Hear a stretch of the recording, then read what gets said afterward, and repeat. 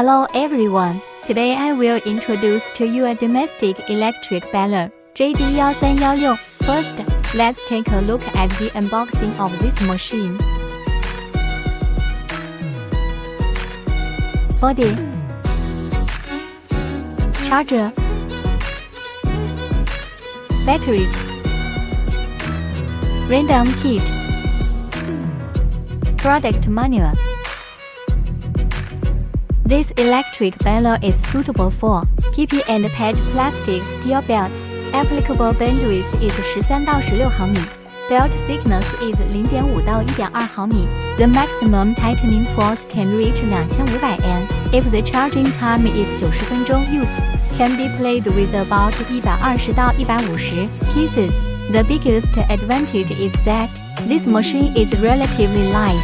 It is suitable for some light industries, such as wood cartons, wooden boxes, tobacco, etc. Let me show you a packing operation of a domestic electric baler. After the items are bundled, the portable baler snaps the strap into the cassette slot. The machine is semi-automatic. The silver round button above is the tightening button. The black button is the welding button.